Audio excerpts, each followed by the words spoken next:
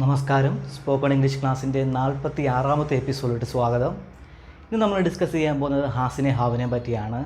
ഇത് നമ്മുടെ ഹാസിൻ്റെ ഹാവിൻ്റെയും 12ാമത്തെ പാർട്ടാണ്. സോ കഴിഞ്ഞ 11 പാർട്ടും കാണാത്തവർ തീർച്ചയായിട്ടും കാണണം.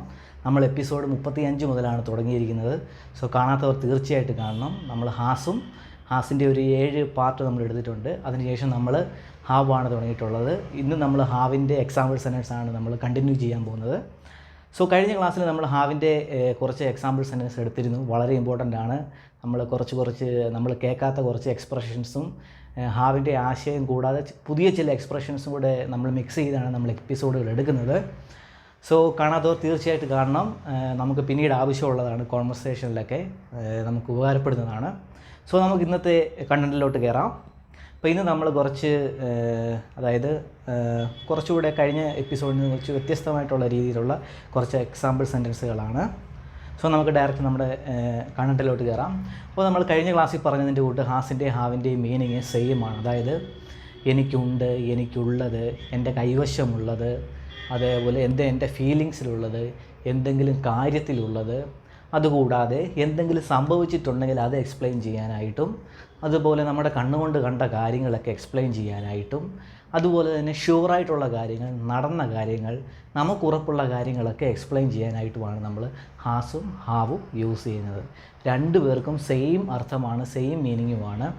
സോ അത് ഉപയോഗിക്കുന്നതേ ഉള്ളൂ ചെറിയൊരു വ്യത്യാസം. ഹാസ് നമ്മൾ യൂസ് ചെയ്യുന്നത് ഏകവചനങ്ങളിലൂടെയാണ്. അതായത് സബ്ജക്റ്റ് ഏകവചനമാകുമ്പോഴാണ്.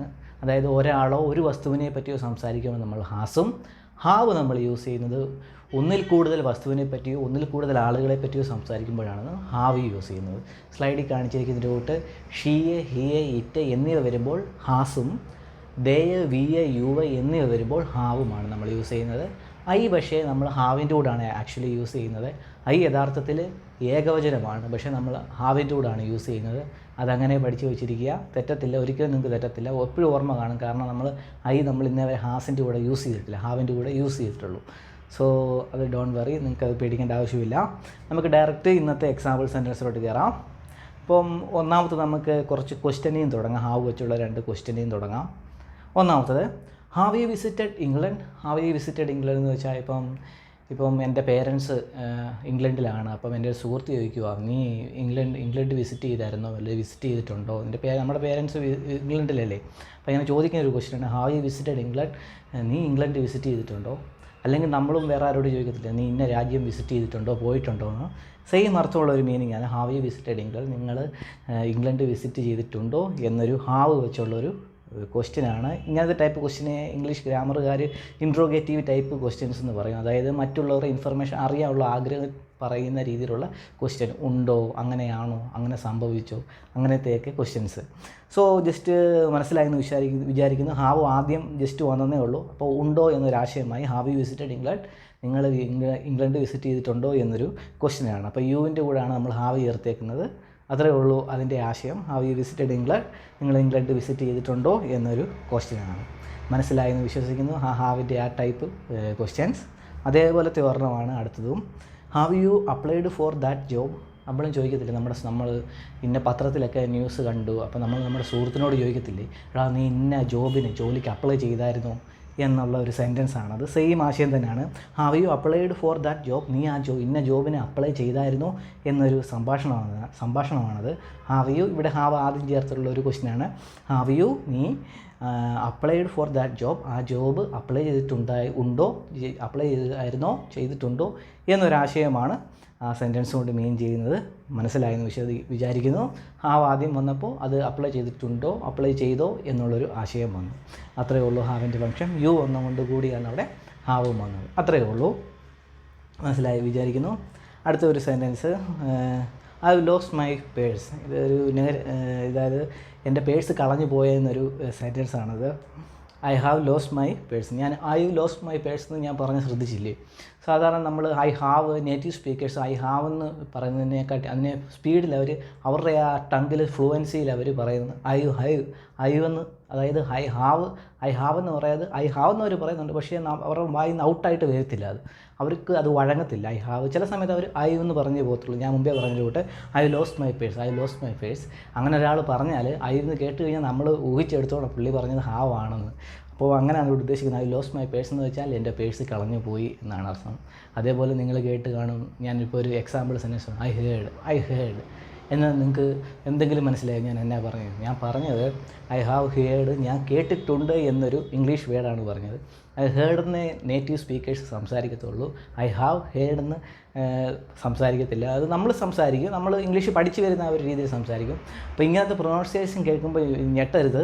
സംഭവം ഇതാണ്, ഐ ഹാവിനെ ഐ ഹേർന്ന് ചേർത്തങ്ങ് അവരങ്ങ് പറഞ്ഞു പോകുന്നതാണ്. നേറ്റീവ് സ്പീക്കേഴ്സ് അങ്ങനെയാണ് പറയുന്നത്. നമ്മളും അങ്ങനെ മാക്സിമം യൂസ് ചെയ്ത് വരിക.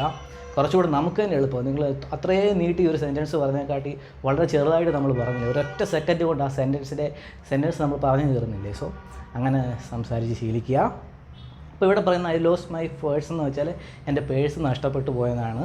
അപ്പോൾ ലോസ്റ്റ് എന്ന് വെച്ചാൽ നഷ്ടപ്പെട്ടു എന്നാണ് അർത്ഥം. ഐ ലോസ്റ്റ് മൈ പേഴ്സ് എന്ന് പറഞ്ഞാൽ എല്ലാവർക്കും അറിയാമല്ലോ, നമ്മുടെ പൈസയൊക്കെ ഇട്ട് വെക്കുന്ന, ക്യാഷൊക്കെ ഇട്ട് വെക്കുന്ന നമ്മുടെ വാളറ്റ്, അതിനെയാണ് പേഴ്സ് എന്ന് പറയുന്നത്. ഐ ലോസ്റ്റ് മൈ പേഴ്സ്, എൻ്റെ പേഴ്സ് കളഞ്ഞു പോയി എന്നാണ് അത് ആശയമാക്കുന്നത്. മനസ്സിലായെന്ന് വിശ്വസിക്കുന്നു. അപ്പോൾ ഹാവിൻ്റെ ആശയം മനസ്സിലായെന്ന് വിശ്വസിക്കുന്നു. എൻ്റെ ഇവിടെ ഐ ലോസ്റ്റ് എന്ന് പറയും. ഐ ലോസ്റ്റിൽ ഇവിടെ ഹാവിൻ്റെ ആശയം നിങ്ങൾക്ക് പിടികിട്ടി. ഇവിടെ ഒരു ആശയം കൊടുത്തിരിക്കുന്നത് ഐ ലോസ്റ്റ് മൈ പേഴ്സ്, എൻ്റെ പേഴ്സ് നഷ്ടപ്പെട്ടു പോയി, അല്ലെ നഷ്ടപ്പെട്ടു.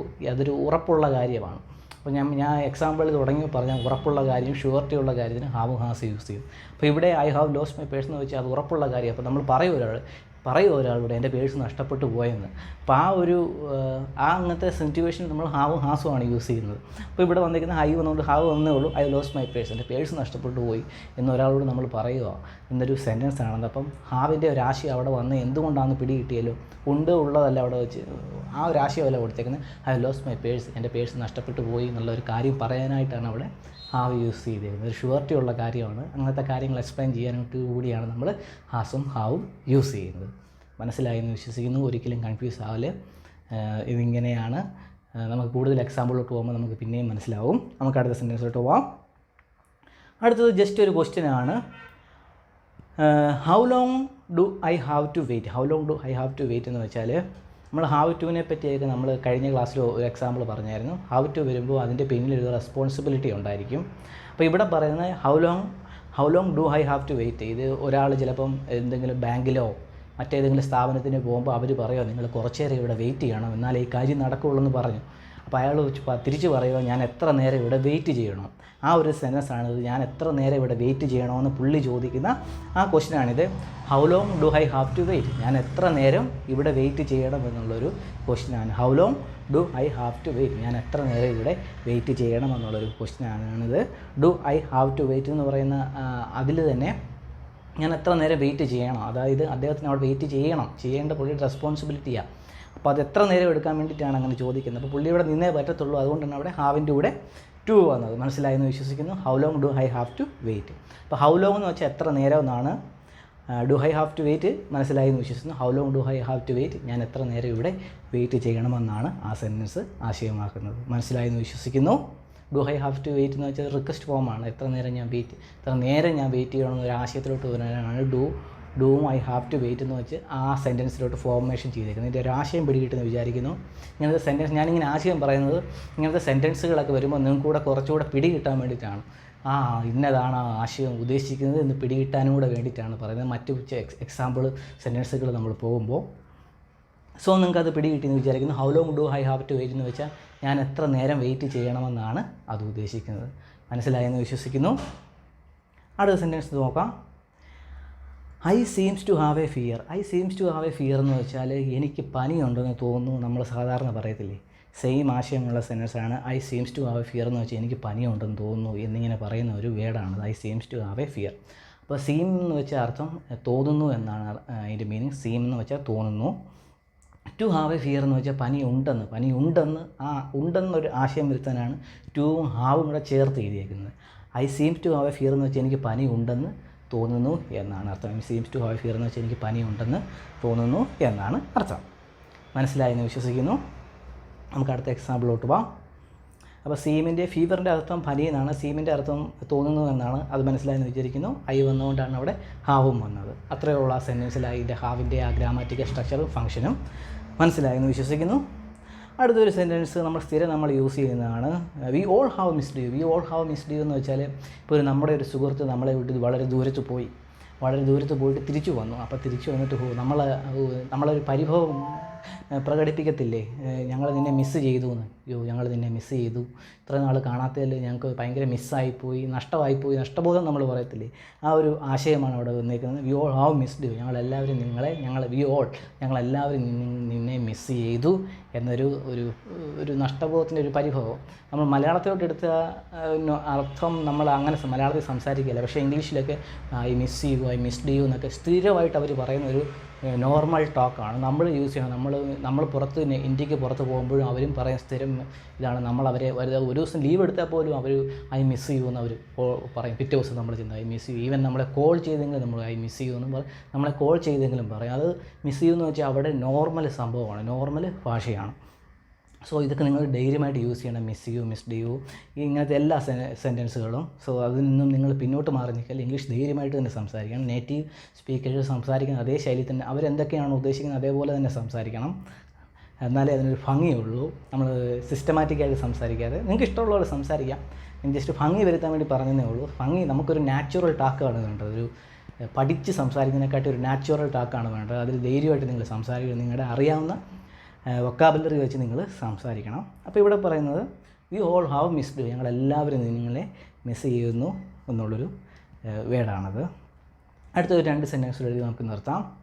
Do you have sugar. Do you have sugar എന്ന് വെച്ചാൽ നമ്മൾ അടുത്ത വീട്ടിൽ പോയി ചോദിക്കത്തില്ല, അപ്പോൾ നിങ്ങളുടെ വീട്ടിൽ പഞ്ചസാര ഉണ്ടോ എന്ന് നമ്മൾ ചോദിക്കത്തില്ലേ, അങ്ങനത്തെ ഒരു ക്വസ്റ്റ്യനാണ്. പോയി ചോദിക്കുന്ന ഒരു ക്വസ്റ്റ്യനാണ് ഡു യു ഹാവ് ഷുഗർ, നിങ്ങളുടെ കയ്യിൽ പഞ്ചസാര ഉണ്ടോ എന്നൊരു റിക്വസ്റ്റ് ഡു വെച്ചുള്ളൊരു ഇൻട്രോഗേറ്റീവ് സെൻറ്റൻസ് ആണ്. ഇൻട്രോഗേറ്റീവ് ഞാൻ എല്ലാ ക്ലാസ്സിലും പറയുന്നത്, നിങ്ങളുടെ കയ്യിൽ പഞ്ചസാര ഉണ്ടോ എന്നുള്ളൊരു ക്വസ്റ്റ്യനാണ്. Do you have sugar, you വന്നുകൊണ്ടാണ് ഹാവ് വന്നത്. അപ്പോൾ ഡു യു ഹാവ് ഷുഗർ, നിങ്ങളുടെ കയ്യിൽ പഞ്ചസാര ഉണ്ടോ എന്നുള്ളൊരു ക്വസ്റ്റ്യനാണത്. അപ്പോൾ അവർ തിരിച്ച് പറയുക we don't have any sugar, we don't have any sugar. അതാണ് തൊട്ട് താഴെ എഴുതിയേക്കുന്നത്, we don't have any sugar, ഞങ്ങളുടെ കയ്യിൽ പഞ്ചസാര ഇല്ല എന്നാണ് എഴുതിയേക്കുന്നത്. അല്ലെങ്കിൽ ഇങ്ങനെയും പറയാം, വി ഹാവ് നോ ഷുഗർ എന്നും പറയാം. ഞാൻ ചേർത്ത് എഴുതിയിട്ടുണ്ട്, യു ഹാവ് നോ ഷുഗർ എന്നും പറയാം.